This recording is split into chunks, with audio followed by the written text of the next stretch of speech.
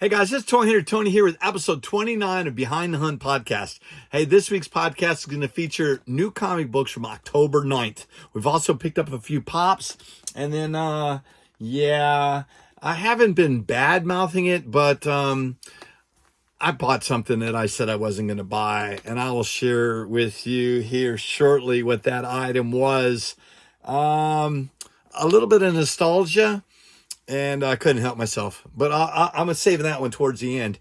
But hope you guys are doing well. I know Michael's been in the studio helping me.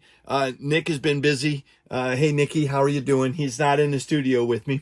So I am doing this one solo. So if you see me talking to myself, you know something's wrong. I don't know if my camera's crooked or not, but we will try to figure that out. But Mike's been coming in and helping me out. We're trying to work it out together. It's kind of hard. Now I realize why Nikki stays off camera all the damn time, because there's not enough room in here to work an episode together other than just a talking head. But Mike's doing a pretty good job. He's feeling more comfortable doing it. And yeah, I love you, Mike. We'll work it out. It'll get smoother in a transition. Once we figure out our position and where we need to be, it'll run smoother, because it helps not having to remember everything. And I used to have, you can see right here, I open this up and Nikki gives me script information and notes, right? And then he can interrupt me when I am talking about something too much. Probably right now I kind of feel that itch in the back of my neck. Nikki, wherever you are out in the ether, I can feel you telling me to shut up and move on. But it's Nick's birthday too, so that's really kind of why he's not here. We're celebrating separately. No, he went out to dinner with Sierra. I think they might have brought some what is it, Capital City Boulevard or City, I don't know, City Barbecue here. It's a beautiful barbecue place, and I think he got some macaroni, cheese, and brisket. It's making me hungry just thinking about it. All right, so yeah, flying solo, man, check that out. I told you I got that new shirt. You picked this up at Walmart. They're thinner material, but for $8.95, who's complaining? It looks gorgeous and it feels good. It's not itchy or anything. But I picked up a few pops. I was able to find 3 of the 4 at our GameStop, and then Acme Comics was able to find me the 4th one. Thank you guys, the crew at Acme Comics. Really appreciate it. But what is it? No More Ado? What is that? We're always doing French. It's not the redo episode. But look at this. This is Godzilla. This is number 1662. This is Godzilla from 1954. And I don't know if you can see in there, he's holding a plane. Really cool looking pop. We love Godzilla pops. And then there's a huge Godzilla pop from this series. I haven't seen that one yet. Doesn't mean it's not out. And I was able to pick up a Godzilla Mothra. It is a big 2-pack. I picked that up from Acme Comics also, but Max ended up with that for his birthday. Yeah, happy birthday, Max. If you watched the other video, we said it to you, but if you just were watching this one, I didn't want you to think I was just wishing Nikki. They're only a damn day apart. Nikki's the oldest, Max is the 3rd, Mike's between those two, and then Jackie's bringing up the rear. But what was I talking about? Oh, yeah, I got that big 2-pack. Look it up, internet, try to find it. It's a really cool looking, it's a huge Mothra, Godzilla this size, and it's in its own case, so it's gorgeous. Too much stuff, but I like that. Whenever we see Godzilla stuff, I gotta fight Jackie for it, or Max, or myself, and then Michael's got some cool posters and stuff. But look, this is 1984 Godzilla. Can you see in there? This is gorgeous. I like that one. That is 1663, and then this is 1664. This is Godzilla from 1999. That is awesome. I love it. We are, what are we in? We're still doing Godzilla with Power Rangers. And then they had the covers celebrating the 20th anniversary of Godzilla at Marvel. So not that variant covers with Godzilla on it. We've been picking them up. And then we did conclude that big Godzilla versus JLA versus Kong. Love that series. That was pretty cool. Love our Godzilla content. This one's my favorite. This is Shin Godzilla from 2016. That's where he's all burnt up. I really did enjoy that one, but I like it. We'll include these pops in a future episode of the top 10 toys. I'll let you know the values of those. But as a Godzilla collector, even if there's not a lot of markup, I still like those. All right, we're going to go in. So October 9th was last week. New books. We still have bags and boards. I haven't picked up new ones yet. But we picked up, this is X-Men issue number 5. Have you been reading it? This is after that huge crossover event, the new X-Men. I am reading that. I am enjoying it. And then Michael, I'm looking over there. Michael was telling me about Ultraman versus Avengers. Here's number 2. Hey, Mike. Evidently, I did have this one. So number 1 must be in one of the boxes that I haven't processed yet. So hopefully I've got that. Mike was asking me that. He wants to read it. So I'll set that one aside for you, Mike. And then we got to find one. But Ultimate Black Panther, number 9. Pretty cool. You know what's funny is back in the day, they created the Ultimate Comics to have a current storyline. So not just kids, but a younger audience could join in because you can't go back and get all these appearances. It's expensive, even for us older kids, of the Fantastic Four, X-Men, Spider-Man. So they created the Ultimate line as a new jumping on point for a new audience. So then you had 2 parallel universes, and it was expensive trying to buy everything. Hell, you got to pick and choose nowadays. Everything's getting expensive. $4, $5. I mean, how much is this one? That was a $5 bill right there. $5, $5, $5. So if all the comic books are $5 a piece, holy crap, we're spending $100 before we even know it. You can't buy them all. So just pick and choose the ones you like. This is Avengers number 18. That's an Assembles variant. That one's gorgeous. I like that one. And I just told you don't have to buy everything. But look, Alien Books is doing Valiant, the Valiant universe. And this is Shadow Man Soul Eaters number 1. Do I need to buy variant covers of number 1? I know Nikki would tell me no, but look, you got, is that considered a virgin variant without the trade dress? But it has it all up here. It's kind of like a sneaky way of doing it, but you don't know. I'm enjoying the story. The artists, it feels like independent book, right? I'm not giving anybody any crap. I'm enjoying the storytelling, and that's the key. Whatever the medium is. I keep looking over there. It's quiet in here. There's no one arguing with me. Look at that. Blade number 1. This is the Red Band trailer. Like that one. Have you been opening your Red Band trailers? Have you been reading them? I haven't. I've been keeping them closed, and I just know that there's extra blood in there. But we get the standard version. I read it, and then I just get the Red Band to save. Ultimate number 5. I have not read issue 5. Did not read it this week. I know there's a big deal with the return of the Ultimates, but that's 4 titles, and 4 titles that's added to our list. I'm enjoying it. I'm not stopping the Ultimates, so keep them coming, Marvel. I will be getting them. Venom War is a huge tie-in. Do we really need a spring crossover, summer crossover, fall crossover? Evidently, I'm enjoying this. I think we're up to, it's in here somewhere, I think we're up to 3 of 5 of that miniseries, so we're in the middle of it. I am enjoying that. But what the hell am I going to do with 14 different stories of Venom, right? Who knows? This is Spider-Man Black Suit and Blood. It's that black and white book with a splash of red ink. Everyone's doing it now, but that's actually pretty good. I am enjoying that. And then this is one of those Venom War crossovers, Wolverine number 2. I think it's 2 of 3. I love that cover. I have no idea. To me, it looks like land, but I'll have to find out. We will feature these books in the future top 10. Some of them have gone up. Some of them have some value. Some of them still could be cover price. But look, this is Tales from the Dead Side. Shadow Man and Punk Mombi. Is that Mombi like zombie? That's pretty cool. I did look at that one. Deadpool, beautiful Peach Momoko, number 7. This is the daughter of Deadpool. That is cool. Oh, here it is right here. Here's the regular cover. So you got your Peach Momoko. You know, we love her art. We follow her on Instagram. Love that work. And Deadpool number 7, daughter of Deadpool. Hello. And then this Immortal Thor. This is awesome. Roxanne. The storyline's great. I'm not Thor's my ride or die. I'm enjoying that series. Will not let it go. And this is the other thing too. Daredevil's awesome. I swear I'm not buying every single Marvel.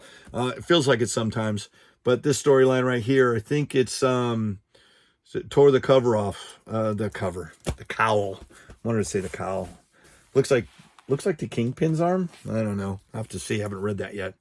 Venom War 3 of 5. Gorgeous. There's a new Venom coming out. So I think Venom War is going to, is it Dylan? Is it Eddie Brock? We don't know. We shall see. But look at that. Spider-Man number 3 of Venom War. It's a gorgeous looking suit of armor. Like that one. And these are those books from last week, October 9th. Did you guys, and you're going to have to tell me, so you know how DC resets every once in a while? They had New 52, then they had DC Universe, and then whatever the last incarnation, is it incarnation? Who am I talking to? Is that the right word? But this is all in special. So that's the new DC Universe. I got that. I got to read it. I have no idea what the hell it's about. Please tell me down in the comments if you know what that is. But I had to pick up All In Batman number 1. The art looks really good. I haven't had a chance to read it. I flipped through it before I put it in bag and board. But I'm sitting out aside. I want to read it. But let me know what you guys think down in the comments. And I am picking up the new Teenage Mutant Ninja Turtles from IDW. This is Night Watchers issue number 2. I do love that. It's a resurgence of Teenage Mutant Ninja Turtles. So that is, I'm all in for that. We've got Shadow Man Soul Eaters number 1. And Nicky Nike's House by the Sea. He got me reading this damn book. This is really good. This is by James Tynion IV. Definitely recommend that. It's called Nice House by the Sea. Damn you, Nick. Just when you said you don't need to read everything. Look, this is from Image Comics. I picked this up. It's up to issue 8. This is actually really good stuff. This is a guilty pleasure for sure. I haven't read this one yet, but I'm putting it on that side for must read.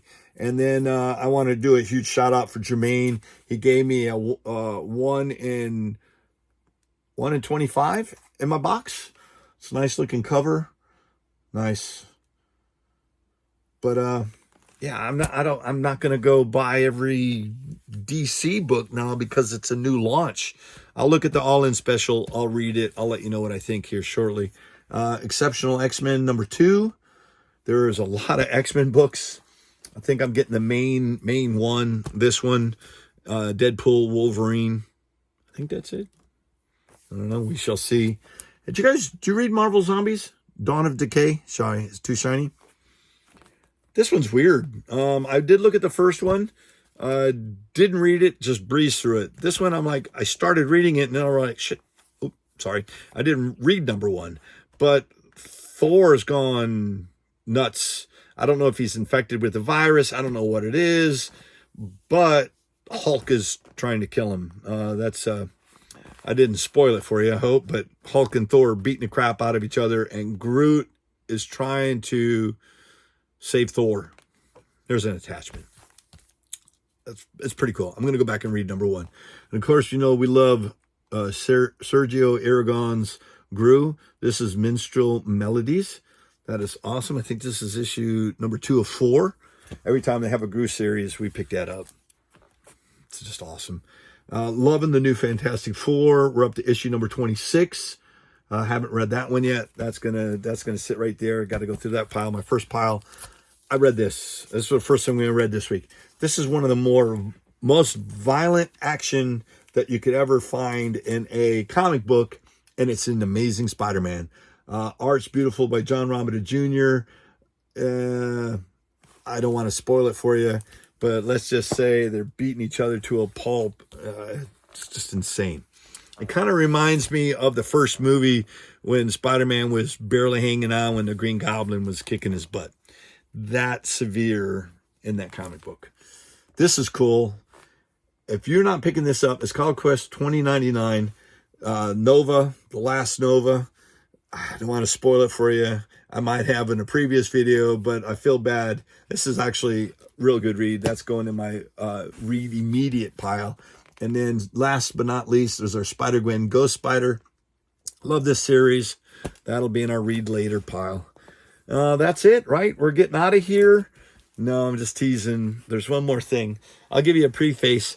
So you guys know here, if you've been following me for a long time, we invested heavily in Spawn figures. When the boys were little, I think Nikki was a baby, we were doing female action figures, and we were buying into Spawn figures. I didn't have a lot of room for them, so I stopped. So there's a sequence where you see my Spawn collection stopped, what series that was in. And then we switched over to Hot Wheels because I bought and sold Hot Wheels at the flea market, and it was a hustle. We enjoyed it. The kids played with it, Nick, as a little one. And then we got too many Hot Wheels, and then we stopped doing that when the flea market closed. Super Flea here in Greensboro, it stopped for whatever reason, I don't recall. But that's kind of when our Hot Wheels wheeling deal days died down, and then we switched over to Pokemon. And that kind of died down when the market kind of crashed on us. So the reason I'm saying this is I did not buy a lot more Spawn figures after the initial 3 or 4 series. The values and stuff and trading, that was awesome. But when we looked into it, I don't know, 3 years ago, not a lot of the Spawn figures had any value anymore. Nobody was paying the big bucks for Spawn figures because the hint of a movie, Todd McFarlane's been hinting at a Spawn movie since the comic book came out. I don't know if we're any closer to a movie. I'll eat my words, but I'm not holding my breath. Whenever Todd McFarlane wants to sell something, he talks about the movie and the comic book stuff spikes. But they're still, yeah. So all that DC stuff, all the figures, we were buying it. I wanted to get them. I got the small ones. I like the retro power, superpowers line. That's a nostalgia feel to me. I collect those figures. Once again, not a lot of resale value on those powers figures. And it's not good if you can buy 30 figures and none of them are more than, 50% more. I'm looking over where Nick is normally sitting. 50% more what you paid for it, a couple bucks more. So if you spend all this money on a series and it doesn't have a value to it other than nostalgia value or feels good, I quit buying it. And then I didn't want to spend the money on the big figures. And he's got the DC license, and they're gorgeous figures. The sculpts are good. They look nice outside the package. They look good inside the package. But once again, is it a collectible other than, you know what I mean? A lot of people, I'm not going to get into argument. There's some other familiar YouTubers we watch here at the channel. We've interacted with them directly through Messenger, through YouTube.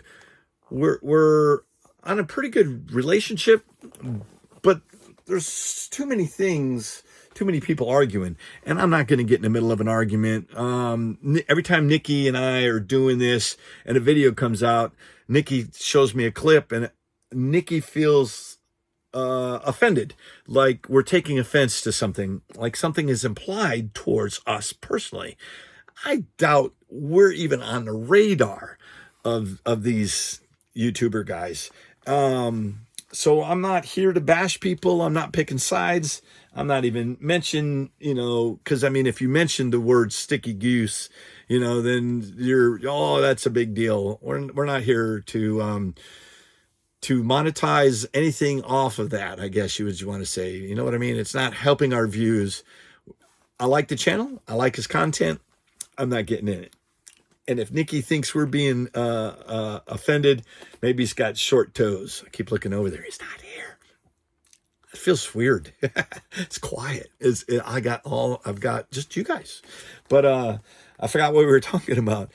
Oh yeah, no. There's a big argument between Sticky Goose and Comic Tom, and two different markets, two different batches of people. You got lovers, you got haters, and then you got people stirring up thing. And the reason I brought this up is that we had a conversation with off air, not through YouTube, about collecting McFarlane figures. And I told him flat out, I'm not buying any other McFarlane figure that he produces because it has no return on it. And I've picked up a few that this is what brought this up. I can't be a buy, sell, trade guy, go to the shows, go do conventions, do flea market stuff. I sell. I sell stuff through my channel. But I am a collector. So this bullshit about being a collector and a dealer, never the two shall meet. That's bullshit. I buy these comic books because A, I like them, and then B, I invest in ones that I think might have some return on it, some value on it. I read it. If I don't read it and it just sits there, then I'm really not buying for that. Like all my back issues that have value, I pick and choose the ones that I want. I don't want to buy something just to own it. I don't want to buy something just to flip it. But it's a combination of those two. I know we were talking the other day, Nick and I, is that don't get dragged down, don't get bogged down on what other people do. This is what we like. We feel comfortable. We talk to you guys. We're not gangbusters. We don't, we're not making thousands of dollars every week. We're lucky to sell 2 or 3 items. We're happy. It helps pay for the items that we do get. And then if we can't afford stuff, we don't buy it. It's just that simple. If you buy everything, you will go broke, and you don't want to go broke. And that's where I felt with all those Todd McFarlane figures. Yeah. So Nikki brought to my attention, they finally have a licensed agreement with Marvel.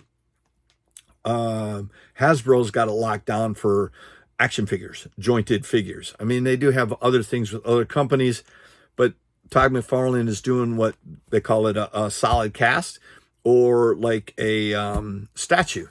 And we don't do a lot of statues. We did pick up our first hot toy. We do have that set up to do a box opening, a reveal of that. That thing is gorgeous, but who can afford a whole bunch of hot toys, right? And then where am I going to put big statues in here?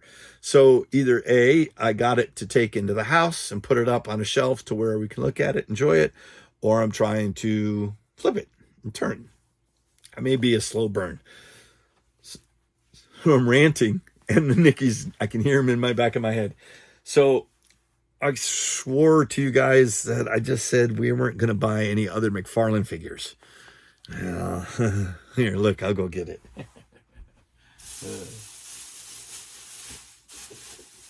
So there's 2 lines. There's a $29 line and there's a $59 line. There is a smaller scale version. Look at that. This is Green Goblin, and that's based on that comic book pose, and then they 3D created it, and it's a stand on its own, and it has a diorama. The box is considered a diorama inside.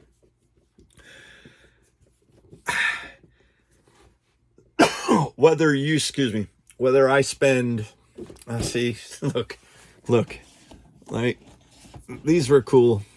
These are those DC lines. There's so many of these, and I know some have value. I bought that for myself. I thought that was really cool.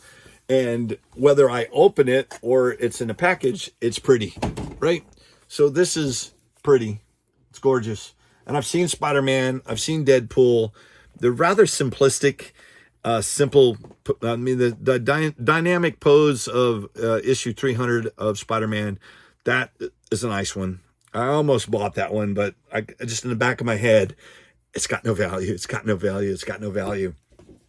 But then I'm sitting here looking at this, and I have no idea if this has got any value, because that pose is right from that damn comic book, and that struck me. I like the color of the Green Goblin in the bottom, and damn it, Nick's going to be mad at me because I bought it. So whether he's going to watch this video or he's going to see it in here, what, I'm going to hide it from him? I can't do that. So that's my first Todd McFarlane Marvel purchase. I said I wasn't going to do it, and I did it. So I don't know if that opens up the floodgates and I buy other ones. The collector me, am I going to get the other ones, or do I just get the ones you like, right? Isn't that what we're supposed to do? Find the stuff that we like. All right. That's it. Sorry for the rant. I get so disjointed. I have arguments in my head with people about things they say or the way they behave. And then Nick or Michael will talk to me and just, talk me down off of a ledge of being that old man out in the front yard. Get out of my yard, guy. I don't want to be that guy. But I don't know. Tell me what you think. Are you guys big on this? Are you going to collect this? Have you bought one? Which one did you like? Tell me down in the comments which ones you like. Do you buy the multiverse, DC multiverse stuff? I'm looking on my wall. I haven't updated my wall in a while, but I had tons of DC stuff before the Great Purge, and I'm trying to see up here what DC stuff I've bought since. And those two, I think it's Japanese. The Warrior. What is it called? I don't even know what this is called. Why did I get this? Manga? Unchained Armor. It's gorgeous. But I don't know. That's what's fun about this damn thing. Something catches your eye and it changes your opinions on it. All right, I'm out of here. I'm going to be meandering. You didn't come here just to watch me look at my own stuff. Well, technically you did. All right, guys, I want to say thank you. Shout out, like I said, happy birthday to Max. Happy birthday to Nick. I love you, boys. You're awesome. Michael, thank you so much for coming out here and help me. And then that's it. We'll see you soon on the next Behind the Hunt. See you in a